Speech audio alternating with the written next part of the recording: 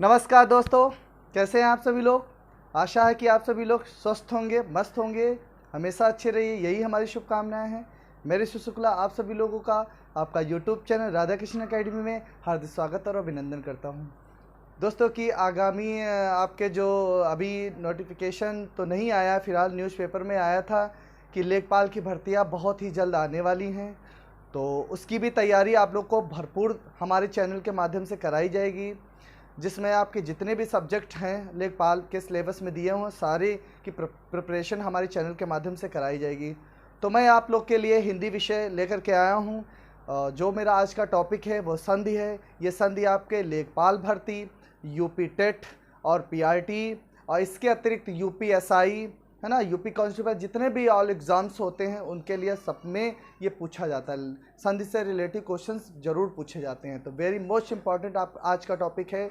तो आज से मैं क्लासेस आपकी हिंदी की कंटिन्यू स्टार्ट करते रहेंगे और पढ़ाते रहेंगे।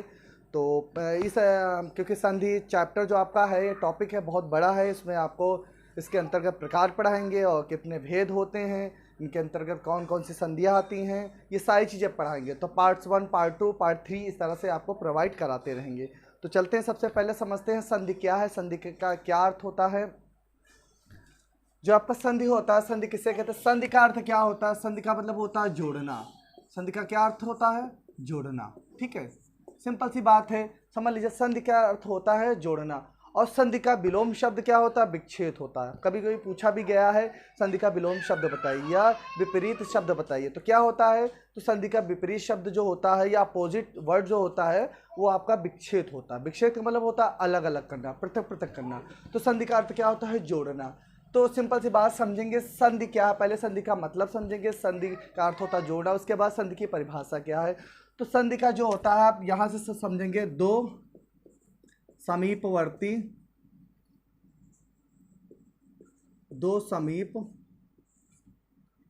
वर्णों के मेल से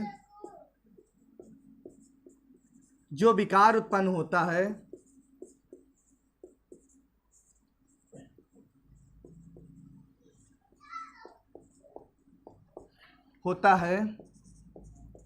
उसे संधि कहते हैं, या वह संधि कहलाता है। ठीक है, वह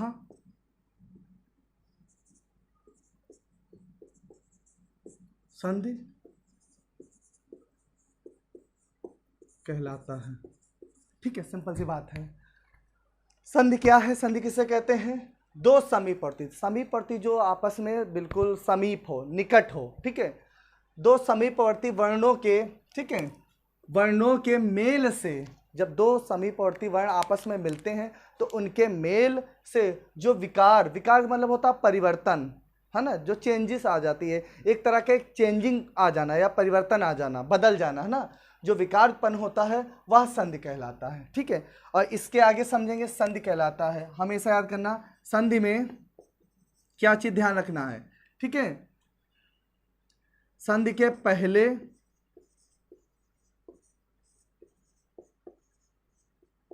शब्द का अंतिम वर्ण तथा दूसरे शब्द का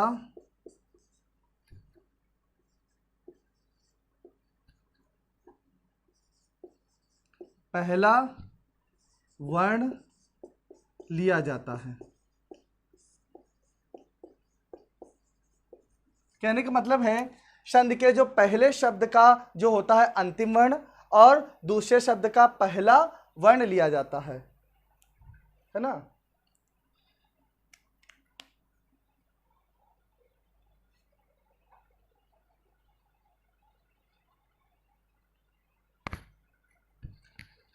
तो ये समझते हैं संधि के पहले शब्द का, ठीक है, डबल का मैंने लिख दिया। ठीक है, संधि के पहले शब्द का अंतिम वर्ण तथा दूसरे शब्द का पहला वर्ण लिया जाता है ना, और उन दोनों को जब आपस में मिला देते हैं तब उस मेल के द्वारा जो परिवर्तन उत्पन्न होता है वो हमारा क्या कहलाता है? संधि कहलाता। अब हम उदाहरण के माध्यम से समझेंगे। जैसे सिंपल सी बात है, मैंने लिख दिया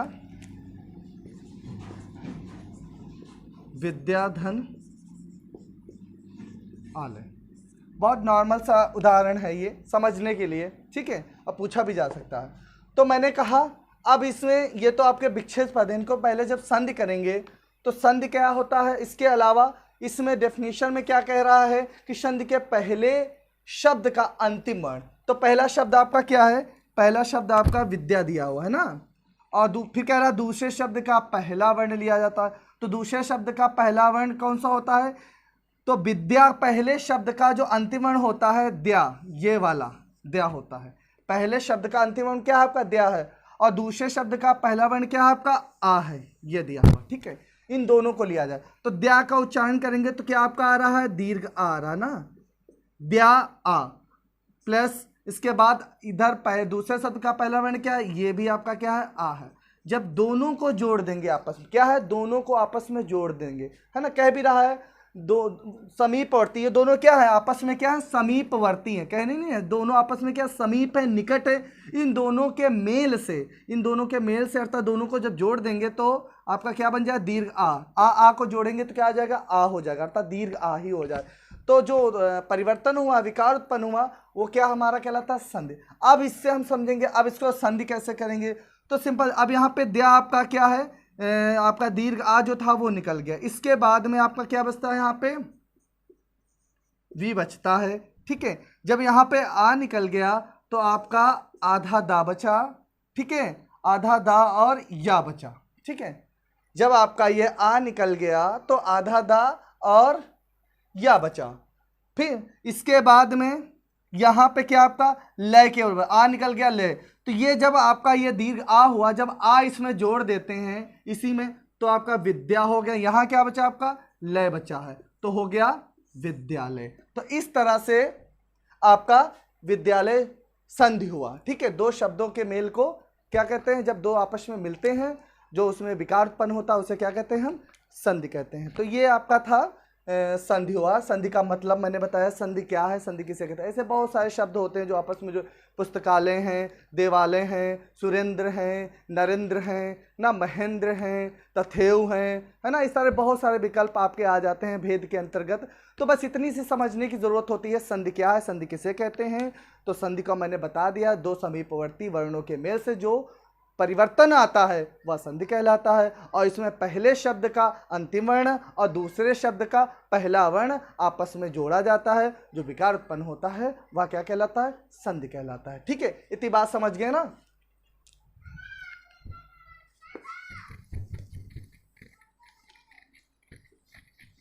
अब चलते हैं, बताते हैं संधि के प्रकार।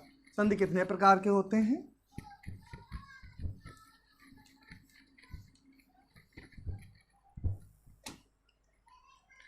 संधि जो होता है उसके कितने प्रकार होते हैं?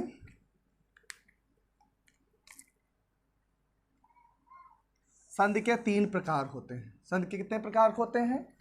3 प्रकार होते हैं। पहला संधि क्या होता है? स्वर संधि। पहला प्रकार क्या होता है? स्वर संधि, जिसे हम अच संधि भी कहते हैं। अच का मतलब क्या होता है? आ से लेकर चा तक जितने भी महर्षि सूत्र में वर्ण आते हैं उन्हें अच संधि कहते हैं, अर्थात ये स्वर होते हैं। आ ई उ री लीक एयोंग अयोच, यहाँ तक आपके क्या वर्ण जितने आ जाते हैं इसके अंतर्गत, क्योंकि वो आपके क्या होते हैं? स्वर संधि के अंतर्गत आते हैं, ठीक है। अब दूसरा आपका जो आ जाता है प्रकार, वो आपका है व्यंजन संधि।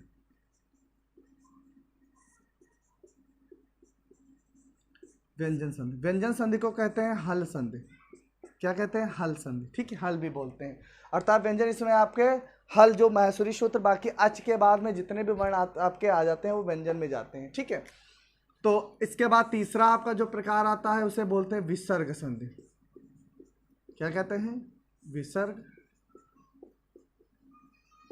संधि, ठीक है। इस प्रकार से संधि के कितने प्रकार होते हैं? 3 प्रकार के होते हैं। कौन से? स्वर संधि, व्यंजन संधि और विसर्ग संधि। अब हम बात करते हैं स्वर संधि के कितने भेद होते हैं। ठीक है, संस्कृत भाषा में स्वर संधि के 7 भेद होते हैं, लेकिन आप हिंदी पढ़ रहे हैं तो हिंदी में सिर्फ 5 ही भेद पढ़ने होते हैं। ठीक है, तो कौन कौन से भेद होते हैं? पहला आपका दीर्घ संधि, गुण संधि, यड़ संधि, चौथा है वृद्धि संधि और पांचवा अयादि संधि। और संस्कृत में अगर पढ़ते हैं तो पूर्व रूप संधि और आपका पररूप संधि, इस तरह के 7 भेद हो जाते हैं। ठीक है, इसके बाद पढ़ते हैं आपका ये स्वर संधि के कितने भेद होते हैं। स्वर संधि का पहला भेद हो जाता है दीर्घ संधि,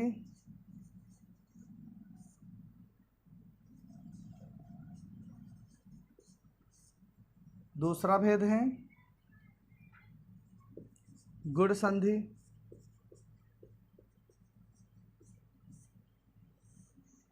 तीसरा है यड़ संधि, चौथा है वृद्धि संधि,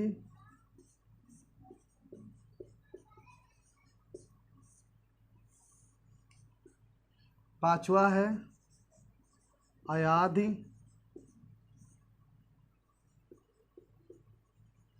संधि, छठा आप जाता है पूर्व रूप संधि,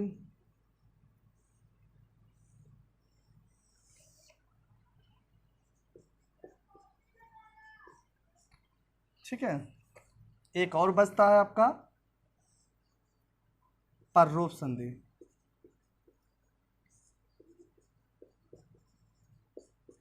इस तरह से आपके संधि के कितने भेद हुए? 7 भेद होते हैं। ठीक है, लेकिन इसमें आपको हिंदी के अंतर्गत कितने पढ़ने हैं? आपको दीर्घ संधि, गुण संधि, यड़ संधि, वृद्धि संधि, अयादि संधि, ये 5 संधियां सिर्फ आपको हिंदी के अंतर्गत। और अगर संस्कृत में पूर्व रूप संधि और पररूप संधि भी पढ़नी होती है।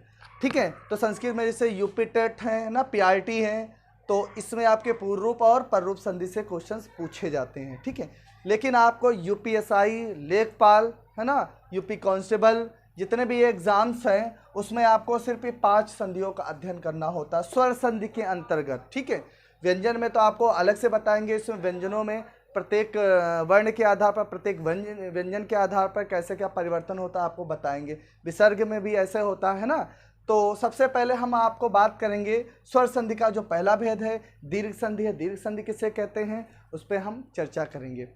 तो आज की क्लास यहीं तक, फिर जो दूसरी क्लास हमारी होगी, जो आपका दूसरा पार्ट होगा वो होगा आपका दीर्घ संधि। तो दीर्घ संधि पे चर्चा करेंगे। तो आज की क्लास यहीं तक। आशा है कि आप सभी लोग अच्छे से समझे होंगे। बहुत बहुत आभार, बहुत बहुत धन्यवाद। ईश्वर से प्रार्थना करते हैं सभी लोग स्वस्थ रहें और स्पेशली कोविड से ज़रूर बच के रहें।